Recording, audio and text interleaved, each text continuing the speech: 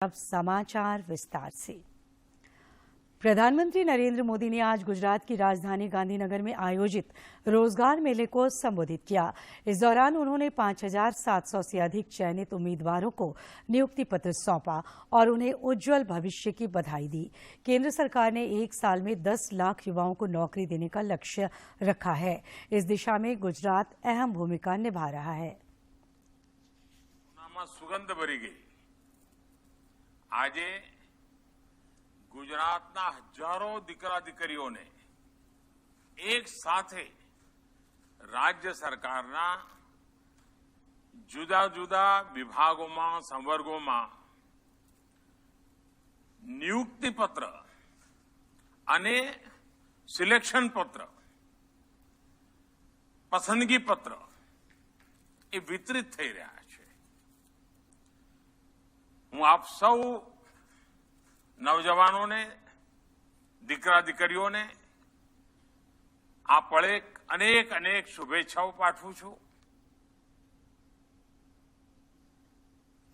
प्रधानमंत्री नरेंद्र मोदी कल सवेरे 11 बजे आकाशवाणी पर मन की बात कार्यक्रम के जरिए देश विदेश के लोगों के साथ अपने विचार साझा करेंगे। बात है जन जन की, संघर्षों के कुछ किस्से, कहानी कुछ सफलताओं की, अनकही विरासत की, उम्मीदें नए भारत की। महीने के आखिरी रविवार का रहता है इंतजार। मलयाचल के आंचल से विंध्याचल के आंगन तक, ब्रह्मपुत्र के घाट से हिमालय के विस्तार तक होती है मन की बात प्रधानमंत्री के साथ। तो सुनिए इस महीने 30 अक्टूबर सुबह 11 बजे मन की बात आकाशवाणी और दूरदर्शन के सभी चैनलों पर। मन की बात के प्रादेशिक भाषाओं में अनुवाद का पुनः प्रसारण आप सुन सकते हैं रात 8 बजे आकाशवाणी और दूरदर्शन के सभी प्रादेशिक चैनलों पर। तो सुनिए इस महीने 30 अक्टूबर सुबह 11 बजे मन की बात।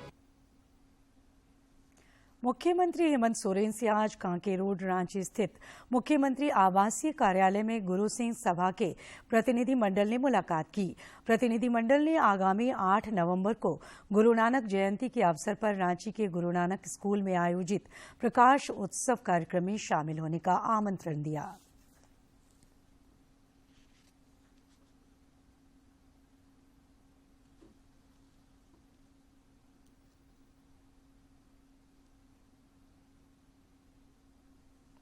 कृषि विभाग ने आपदा प्रबंधन विभाग को सुखाड़ से संबंधित रिपोर्ट भेज दी है। इसी के आधार पर आज मुख्यमंत्री हेमंत सोरेन की अध्यक्षता में आपदा प्रबंधन की बैठक हो रही है।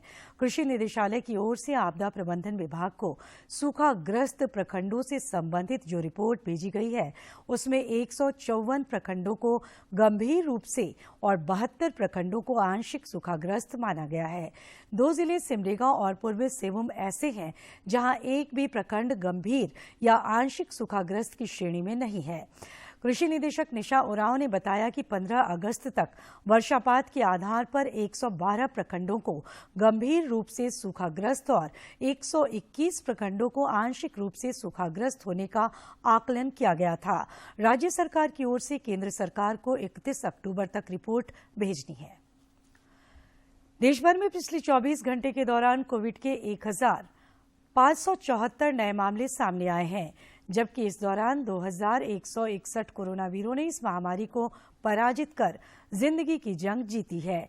देश में फिलहाल कोविड के 18,802 मामले सक्रिय हैं और ज्यादातर इलाकों में कोविड संक्रमण के मामलों में लगातार गिरावट देखी जा रही है।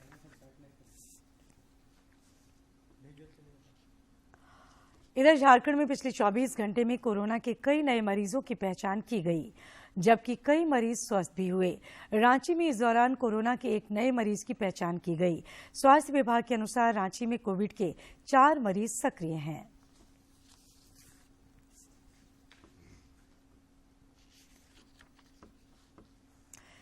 देश में कोरोना के खिलाफ जारी जंग में टीकाकरण अभियान तेज गति से जारी है। केंद्रीय स्वास्थ्य मंत्रालय के ताजा आंकड़ों के अनुसार देश में अब तक 2 अरब 19 करोड़ 62 लाख से अधिक कोविड रोधी टीके लगाए जा चुके हैं।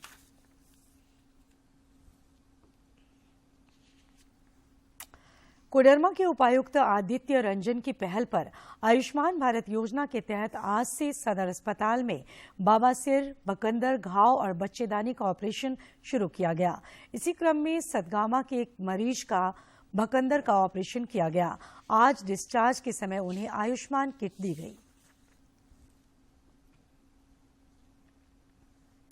मनी लॉन्ड्रिंग मामले में अधिवक्ता राजीव कुमार और व्यवसायी अमित अग्रवाल की पेशी आज वीडियो कॉन्फ्रेंसिंग के माध्यम से ईडी कोर्ट में हुई। कोर्ट ने इन दोनों की अगली पेशी की तिथि 11 नवंबर निर्धारित की है। वहीं निलंबित आईएएस पूजा सिंघल को भी वीडियो कॉन्फ्रेंसिंग के माध्यम से ईडी कोर्ट में पेश किया गया। उनके साथ जेल में बंद सीए सुमन कुमार और बर्खास्त जूनियर इंजीनियर राम विनोद प्रसाद सिन्हा को भी पेश किया गया। कोर्ट ने तीनों की न्यायिक हिरासत अवधि 2 नवंबर तक बढ़ा दी है। दूसरी ओर अवैध खनन से जुड़े मनी लॉन्ड्रिंग मामले में आरोपी पंकज मिश्रा, ओम प्रकाश, प्रेम प्रकाश, बच्चू यादव की पेशी भी वीडियो कॉन्फ्रेंसिंग के माध्यम से ईडी के विशेष न्यायाधीश के समक्ष हुई। कोर्ट ने इन तीनों की न्यायिक हिरासत की अवधि 5 नवंबर तक के लिए बढ़ा दी है। छठ महापर्व के दूसरे दिन छठ व्रतियों ने खरना का प्रसाद ग्रहण किया। इसके साथ ही उनका 36 घंटे का निर्जला उपवास शुरू हो गया। छठ व्रती कल अस्ताचलगामी सूर्य देव को अर्घ्य अर्पित करेंगे। वहीं सोमवार को उदीयमान सूर्य को अर्घ्य अर्पित करेंगे। पहले दिन नहाय खाए, दूसरे दिन खरना और तीसरे दिन डूबते सूर्य को, चौथे दिन उगते सूर्य को अर्घ्य दिया जाता है। इस त्योहार में श्रद्धालु पृथ्वी पर जीवन का स्रोत माने जाने वाले सूर्य भगवान की आराधना करते हैं। छठ महापर्व को लेकर राजधानी रांची समेत राज्य भर में छठ घाटों पर सुरक्षा के पुख्ता इंतजाम किए गए हैं। रांची के पुलिस अधीक्षक कौशल किशोर ने एक प्रेस कॉन्फ्रेंस कर बताया कि सभी छठ घाटों पर 40 मजिस्ट्रेट के नेतृत्व में पुलिस बलों की तैनाती की गई है। उन्होंने बताया कि अधिक भीड़ भाड़ वाले घाटों पर एनडीआरएफ की टीम लगाई गई है। शहर में हम बात करें 40 से ज़्यादा स्थान है जहां पर की फोर्सेस और मजिस्ट्रेट की डिप्लॉयमेंट की जा रही है। और अगर हम रूट्स की बात करें तो ऐसे लगभग 18 रूट्स की पहचान की गई है जहां पर की फोर्सेस की डिप्लॉयमेंट और मजिस्ट्रेट की डिप्लॉयमेंट की जा रही है। खास तौर पर इस बार जलस्तर अच्छा है। अगर हम देखें सभी जलाशयों में तो उसको ध्यान में रखते हुए हर एक जगह पर थानों को और स्थानीय प्रशासन के द्वारा ये प्रयास किया गया है छठ पूजा समितियों के साथ समन्वय करते हुए कि हर जगह पर गहराई में लोग ना जा पाएं, इसको ध्यान में रखते हुए बैरिकेडिंग की जाए या कम से कम एक रास्ता ही लगाया जाए जिससे लोगों को स्पष्ट रहे कि इसके आगे नहीं जाना। आस्था का महान लोक पर्व छठ की शुरुआत हो चुकी है।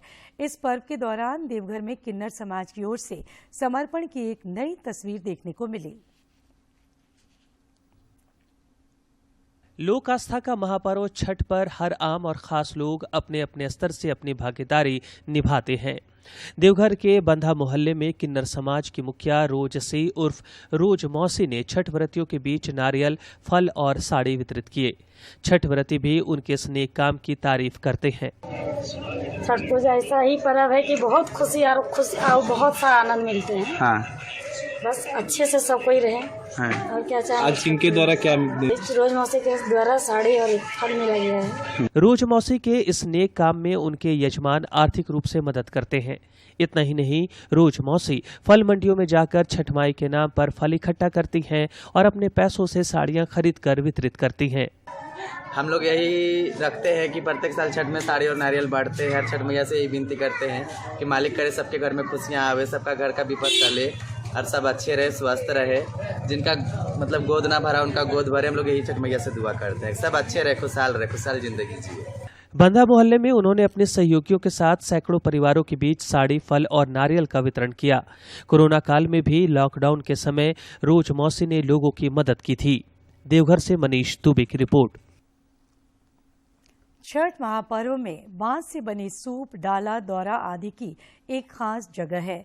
यही कारण है कि इन दिनों में इसकी मांग काफी बढ़ जाती है।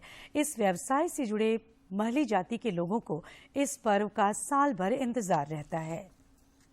छठ के नजदीक आते ही बांस से बनी चीजों जैसे सूप, डाला, दौरा आदि के विशेष बाजार सज जाते हैं। लेकिन क्या आपको पता है कि पर्व में इस्तेमाल होने वाले इन बांस के वस्तुओं को आपके घरों तक पहुंचाने में कई परिवारों को महीनों तक कड़ी मेहनत करनी होती है। रांची के डहू की जीतन देवी के परिवार का मुख्य आर्थिक क्रियाकलाप बांसों से जुड़ा है। वे कहती हैं कि उन्हें छठ पर्व का साल भर इंतजार रहता है और इन दिनों उनकी अच्छी कमाई भी हो जाती है। बहुत ज़्यादा इसका सेलिंग बिक्री होता है, मांग होता है। बहुत पहले से हम लोग तैयारी कर के रखते हैं। कम से कम नहीं तो 1000-2000 सामान सूप खांची लेकर के हम देते हैं आदमी को। बांस से जुड़े सामान बनाना इस परिवार का सालों भर का रोजगार है। स्नातक तक की पढ़ाई कर चुकी जीतन की बेटी सुमित्रा कहती हैं कि बाकी दिनों में वे बांस से आकर्षक सजावटी सामानों का निर्माण करती हैं जो लोगों को खूब भाते हैं। अलावा खाली समय में डिजाइन का सामान बनाते हैं, जैसे कि गुलदस्ता हो गया, फ्लावर पॉट हो गया, लालटेन हो गया, पेट्रोमैक्स हो गया, इत्यादि बहुत सारे सामान है जो कि घर की सजावट में काम आते हैं। उसके अलावा अगर कोई बोल देता है उसका फोटो दिखा के कैसा सामान बन सकता है क्या, तो वो भी हम लोग बना के दे देते हैं। बस उसका हम लोग को सैंपल चाहिए होता है। दरअसल महली जाति के परिवारों का यह पुश्तैनी पेशा है जिसे अगली पीढ़ी को सौंपने में इन्हें फक्र होता है। वस्तु है, बांस है, जो हम लोग का दादा परदादा पिताजी लोग भी करते आए, तो हम लोग देख के सीखते आए। और हम लोग बीच में भी भारत सरकार के डिज़ाइन सेंटर से भी हम लोग प्रशिक्षण लेके और डिज़ाइन का भी दोनों साथ साथ काम करते हैं। जैसे जैसे सीजन आता है उस तरह से हम लोग ढलते जाते हैं। केंद्र सरकार की योजनाओं और JSLPS की मदद से समय के साथ इनके हुनर में और निखार आ रहा है, जिसके देश ही नहीं दुनिया दीवानी हो रही है। रांची से अवधेश गौतम की रिपोर्ट। और अब अपराध की खबरों पर एक नजर। रांची के डेली मार्केट थाना क्षेत्र में गोलीबारी मामले में पुलिस ने 3 अपराधियों को गिरफ्तार किया है। इस मामले में 8 अपराधियों की संलिप्तता सामने आई है और पुलिस द्वारा शेष अपराधियों की गिरफ्तारी के लिए प्रयास किया जा रहा है। इधर इस व्यवसायी से बात की कि पैसा दोगुना करने के लिए आप किसी कस्टमर को अगर आप लाएंगे तो हम लोग इस स्कीम में इन्वेस्टमेंट करके पैसा डबल कर सकते हैं। और इधर इसने अपने जो सहकर्मी, जो सह अपराध कर्मी थे, उनको सूचित किया। उन लोगों ने पूरी प्लानिंग करके उस दिन, क्योंकि उसके पास पहले से सूचना थी कि पैसा लेके आने वाला है, वो लोग बाइक से आए। उसमें से 2 अपराध कर्मी जो अन्य गिरफ्तार भी हुए हैं, अब्दुल नबी सैयद और अमन कुमार उर्फ गुड्डू, जो कनेक्टिंग पॉइंट था, ये दोनों उस दिन कस्टमर के रूप में आए थे और दोनों दुकान के अंदर मौजूद। और उसके बाद इनके द्वारा इधर नगर विकास विभाग ने रांची नगर निगम के नाम पर लगभग 10 सालों से बिना ऑटो स्टैंड के अरगोड़ा चौक ऑटो स्टैंड के नाम पर अवैध वसूली करने की जांच का आदेश दिया है। इस संबंध में रांची नगर आयुक्त को पत्र लिखा गया है और जांच कर उचित कार्रवाई करने का निर्देश दिया गया है। छोटा नागपुर टैक्सी एवं टेम्पो चालक संघ के अध्यक्ष शमीम अख्तर ने इस संबंध में सरकार को परिवाद दिया था कि बिना टेम्पो स्टैंड की साल 2012-13 से अरगोड़ा चौक पर ऑटो स्टैंड के नाम पर अवैध वसूली हो रही है। उधर चतरा पुलिस ने चोरी के सामान के साथ 4 चोरों को गिरफ्तार किया है। गिरफ्तार सभी चोर हजारीबाग थाना क्षेत्र के रहने वाले हैं। पुलिस अधीक्षक राकेश रंजन की गुप्त सूचना के आधार पर सभी चोरों को चोरी के सामान के साथ गिरफ्तार किया गया है। ये जानकारी एसडीपीओ अविनाश कुमार ने प्रेस कॉन्फ्रेंस में दी। वहाँ पे सीमेंट का दुकान है, कॉस्मेटिक का दुकान है, वहाँ रात्रि में चोरी कर ली गई थी। लगातार हम लोग टेक्निकली और ह्यूमन इंट का पीछा कर रहे थे। साथ ही हम लोगों को कल पता चला कि चौपारण के रहने वाले 4 व्यक्ति हैं जो इस चोरी के कांड को अंजाम दिया है। उसमें से बिट्टू कुमार, विक्रम कुमार चंद्रवंशी, अभिषेक कुमार चंद्रवंशी और मिट्ठू कुमार भूइया, ये चारों जो हैं ताजपुर थाना चौपारण जिला हजारीबाग के रहने वाले हैं। हम लोगों ने इनके पास से 2 लैपटॉप और अन्य जो दुकान से सामान किए गए थे, पूरे लिस्ट जो है लगभग सारे सामान को रिकवर कर लिया है। इस बीच चतरा सदर थाना पुलिस ने 25.5 किलोग्राम अवैध गांजा पौधा के साथ एक तस्कर को गिरफ्तार करने में सफलता पाई है। तपेज के बगल में गांव है सोनबिघा के एक प्रमोद कुमार सिंह रहने वाले हैं। वो अपने घर में कैंपस में गांजा की खेती किए हुए हैं। सूचना को सत्यापित करते हुए अनुमंडल पुलिस पदाधिकारी चतरा के नेतृत्व में एक टीम बनाई गई। टीम जब वहां छापेमारी की तो वहाँ से कुल 25 किलो 500 ग्राम गांजा की खेती किया हुआ बरामद किया गया। साथ ही एक व्यक्ति प्रमोद कुमार सिंह जो सोमदीघा के रहने वाले हैं, उनको गिरफ्तार किया गया विधिवत, और सदर थाना कांड संख्या 340/22 दर्ज कर लिया गया है। अनुसंधान किया जा रहा है। छापेमारी दल में अनुमंडल पुलिस पदाधिकारी चतरा के अलावे थाना प्रभारी सदर मनोहर करमाली। इधर एक बार फिर चतरा पुलिस को अपराधियों के खिलाफ कामयाबी मिली है। जिले के हंटरगंज थाना से पुलिस ने 2 अपराधियों को 4 जिंदा कारतूस के साथ गिरफ्तार किया है। पुलिस गिरफ्तार अपराधियों की आपराधिक रिकॉर्ड खंगालने में जुट गई है। कि कुछ अपराध प्रवृत्ति के लोग हैं जो हथियार के साथ में क्षेत्र में भ्रमणशील हैं। सूचना को सत्यापित करते हुए थाना प्रभारी हंटरगंज एवं अन्य पदाधिकारियों की टीम बनाई गई। टीम जब छापेमारी किया तो छापेमारी के दौरान में 2 व्यक्ति पकड़ाए। उसमें से एक व्यक्ति नवीन माझी है जो थाना धनगांव जिला गया के रहने वाले हैं, और दूसरे व्यक्ति हैं जो विक्रम कुमार हैं, ये ग्राम उरेली बिगहा थाना हंटरगंज के रहने वाले हैं। दोनों व्यक्ति के पास से 2 देसी कट्टा और .3154 का 4 जिंदा कारतूस मिला है। भारतीय मूल के पहले ब्रिटिश प्रधानमंत्री के रूप में ऋषि सुनक ने पदभार संभाल लिया है। उनके इलेक्शन कैंपेनिंग की कोर कमेटी में प्रज्वलन पांडे की काफी अहम भूमिका रही। प्रज्वल धनबाद जिले के सिंदरी के रहने वाले हैं। भारतीय मूल के पहले ब्रिटिश प्रधानमंत्री बने ऋषि सुनक की जीत में धनबाद के प्रज्वल का अहम योगदान रहा। ब्रिटेन के डिफेंस कंपनी में कार्यरत वरीय सॉफ्टवेयर इंजीनियर और प्रज्वल के पिता राजेश पांडे ने मैनचेस्टर से वीडियो कॉन्फ्रेंसिंग के जरिए बताया कि अगस्त 2022 में ऋषि सुनक के ब्रिटेन के प्रधानमंत्री पद की उम्मीदवारी के बाद प्रज्वल को मुख्य अभियान टीम में शामिल होने के लिए आमंत्रित किया गया था। प्रज्वल ने ऋषि सुनक के वरीय सलाहकारों के साथ काम किया है। प्रज्वल ने ब्रिटेन के प्रधानमंत्री चुनाव में ऋषि सुनक के कर, आय, शिक्षा, विदेश और रक्षा नीतियों की काफी बेहतर तरीके से प्रस्तुति दी, जिसके बाद आम जनता प्रभावित हुई थी कि जितने भी कंजर्वेटिव पार्टी के मेंबर हैं उनको ऋषि सुनक के पॉलिसी का पूरा अच्छा से ज्ञान हो और क्यों ऋषि सुनक एक अच्छे कैंडिडेट हैं प्राइम मिनिस्टर के लिए। प्रज्वल का जन्म बेंगलुरु में हुआ। उन्होंने ब्रिटेन के यूथ पार्लियामेंट में वर्ष 2019 में रिकॉर्ड मतों से जीत दर्ज की थी। ब्रिटेन के यूथ पार्लियामेंट में वर्ष 2019 में चेम्सफोर्ड यूथ स्ट्रेटेजी ग्रुप के वाइस चेयरमैन निर्वाचित होने के बाद वर्ष 2020 में एक्सेस क्लाइमेट एक्शन कमीशन का चेयरमैन निर्वाचित हुए। ब्रिटेन के प्रधानमंत्री चुनाव के पहले कंजर्वेटिव पार्टी के कोर कैंपेन कमेटी के लिए प्रज्वल ने ऑनलाइन आवेदन दिया था।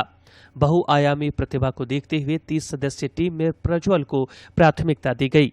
जब ऋषि सुनक जी के मतलब पीएम कैंडिडेट के रूप में खड़े हो रहे थे तो इन्होंने भी अपना जो नाम मतलब अपना भेजा था एप्लीकेशन उनकी कमेटी में शामिल होने के लिए, और बेस्ड ऑन इनकी जो स्किल्स हैं, पास्ट वर्क एक्सपीरियंस है, इनको सेलेक्ट किया गया था।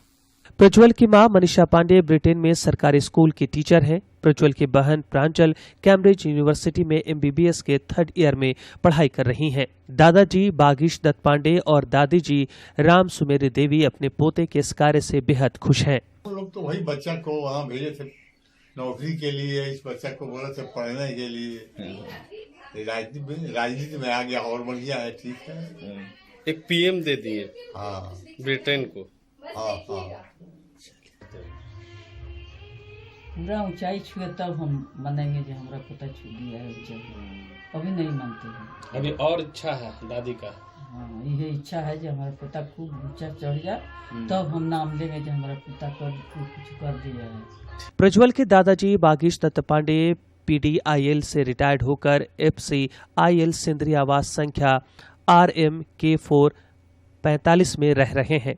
बागीश दत्त पांडे के पिता जनार्दन पांडे वर्ष 1951 में बिहार के सिवान के जीरादोई से FCIL सिंदरी में काम करने आए थे। धनबाद से अजय कुमार सिन्हा की रिपोर्ट। इधर कोडरमा के उपायुक्त की पहल पर प्रोजेक्ट रेल और प्रोजेक्ट इम्पैक्ट जैसे कार्यक्रम चलाकर स्कूली बच्चों को बेहतर शिक्षा प्रदान करने की कोशिश जारी है। उपायुक्त स्वयं स्कूलों में घूम कर शिक्षा व्यवस्था का जायजा लेते रहे हैं। इसी क्रम में आज उन्होंने डुमचांच प्रखंड अंतर्गत उत्क्रमित +2 उच्च विद्यालय दुब्बा और उत्क्रमित उच्च विद्यालय जानपुर पहुंचकर सभी व्यवस्थाओं की विस्तृत जानकारी ली एवं व्यवस्थाओं को दुरुस्त करने के लिए अधिकारियों को आवश्यक दिशा निर्देश दिए। भारत सरकार का उपक्रम हिंदुस्तान कॉपर लिमिटेड HCL आजादी की अमृत महोत्सव के उपलक्ष्य में स्पेशल कैंपेन 2.0 के तहत जमशेदपुर में स्वच्छता अभियान चला रहा है। भारत सरकार के गाइडलाइंस के अनुसार कंपनी क्षेत्र और बाजार में साफ सफाई की गई। जमशेदपुर में हिंदुस्तान कॉपर लिमिटेड द्वारा आजादी के अमृत महोत्सव के उपलक्ष्य में स्पेशल कैंपेन 2.0 के तहत स्वच्छता अभियान चलाया जा रहा है। CSR के तहत कंपनी द्वारा साप्ताहिक बाजार और कंपनी क्षेत्र में साफ सफाई करवाई गई। कंपनी के प्रबंधक मुकेश चौधरी ने कहा कि छठ महापर्व का समय है, इसीलिए चारों ओर साफ सफाई कराते हुए लोगों को स्वच्छता के प्रति जागरूक किया जा रहा है। सभी जगहों पे जंगल झाड़ी ना हो, लोगों को डेंगू मलेरिया जैसे कोई तकलीफ ना हो, तो नाली नाले सब हम लोग सफाई करवा रहे हैं इस अभियान के तहत में।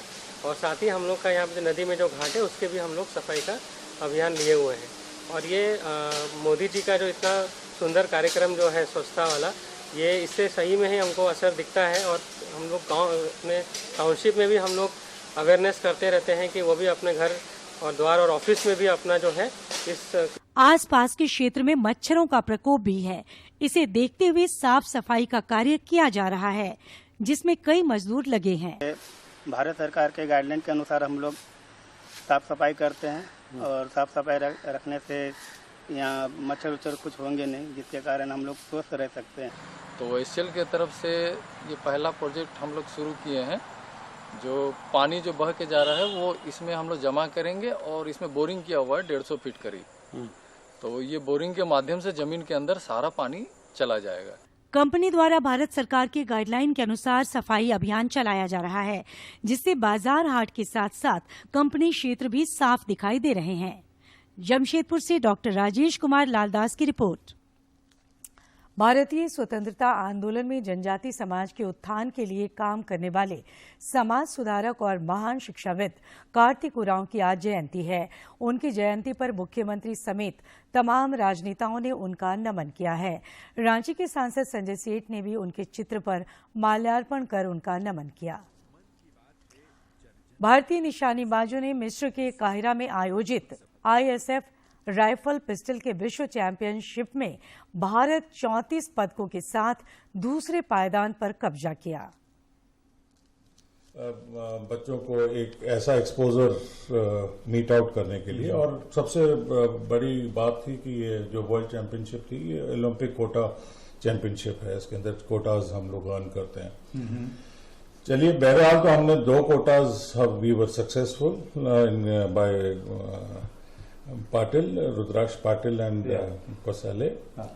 And there were a few quota places which we missed by a whisker. So, राजधानी रांची समेत राज्य के विभिन्न इलाकों में ठंड का असर दिखने लगा है। सवेरे और शाम में लोगों को कनकनी महसूस होने लगी है। रांची का न्यूनतम तापमान 15.6 डिग्री सेल्सियस तक पहुंच गया है, जबकि अगले 3 दिन 29, 30 और 31 अक्टूबर को न्यूनतम तापमान और गिरने के आसार हैं। रांची स्थित मौसम विज्ञान केंद्र के अनुसार आगामी 15 नवंबर के बाद कड़ाके की ठंड पड़ने की संभावना है।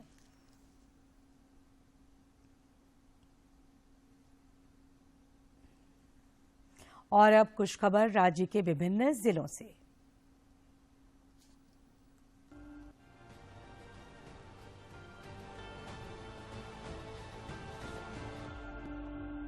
पश्चिमी सिंहभूम जिले के चक्रधरपुर स्थित थाना प्रभारी रोड निवासी राजेश मोदक के घर पर अचानक आग लग गई। इस घटना से आसपास अफरा तफरी का माहौल बन गया। इसकी सूचना पुलिस और अग्निशमन विभाग को दी गई।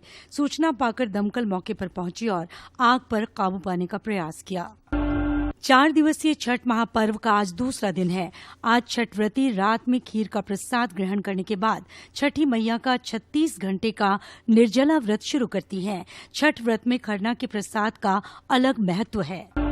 चतरा पुलिस ने चोरी के सामान के साथ 4 चोर को गिरफ्तार किया है। गिरफ्तार सभी चोर हजारीबाग थाना क्षेत्र के रहने वाले हैं। पुलिस अधीक्षक राकेश रंजन ने बताया कि गुप्त सूचना के आधार पर सभी चोरों को चोरी के सामान के साथ गिरफ्तार किया गया है। चतरा सदर थाना पुलिस ने लगभग 26 किलो गांजा पौधा के साथ एक तस्कर को गिरफ्तार किया है। गिरफ्तार तस्कर सदर थाना क्षेत्र के सोनबिघा गांव का रहने वाला है। पुलिस ने उसके घर से उसे गिरफ्तार किया है। एसडीपीओ अविनाश कुमार ने बताया कि गिरफ्तार तस्कर प्रमोद अपने घर के पीछे गांजा की खेती करता था। कोडरमा और गया के बीच गुरपा में मालगाड़ी बेपटरी होने के बाद अब ट्रेनों का परिचालन शुरू हो गया है। तीसरे दिन अप और डाउन लाइन की मरम्मत पूरी कर ली गई। लगभग 70 घंटे के बाद अप और डाउन दोनों लाइन पर ट्रेनों का परिचालन शुरू कर दिया गया। ट्रेनों का परिचालन शुरू होने के बाद न सिर्फ रेल अधिकारियों ने राहत की सांस ली, बल्कि यात्रियों को भी सहूलियत हुई। जमशेदपुर में लोक आस्था के महापर्व छठ के पावन अवसर पर भाजपा नेता सह पूर्व जिला परिषद उपाध्यक्ष राजकुमार सिंह ने टैंकरों के माध्यम से कृत्रिम तालाबों में पानी भरने का काम शुरू कराया।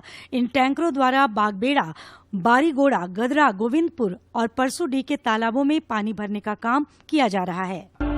गिरिडीह में निष्ठा के साथ लोक आस्था के महापर्व छठ की पूजा की जा रही है।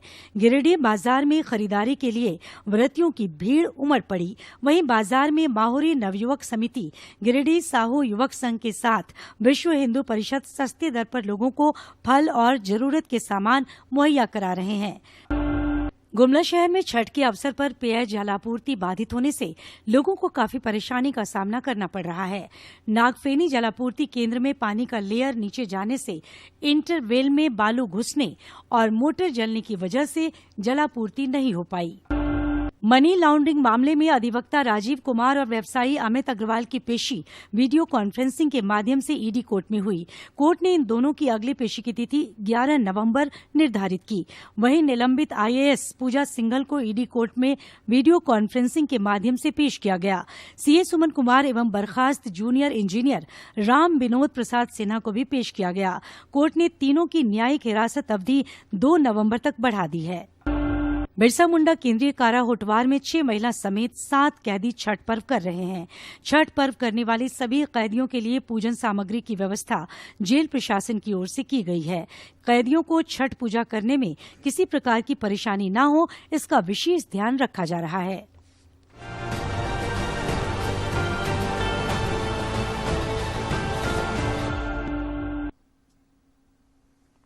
और आखिर में इस बुलेटिन के मुख्य समाचार एक बार फिर। गांधीनगर में रोजगार मेले को प्रधानमंत्री ने किया संबोधित। 5,700 से अधिक चयनित उम्मीदवारों को सौंपा नियुक्ति पत्र, दी बधाई। मुख्यमंत्री हेमंत सोरेन की अध्यक्षता में आपदा प्रबंधन की बैठक, सुखाड़ को लेकर केंद्र को भेजी जाएगी रिपोर्ट।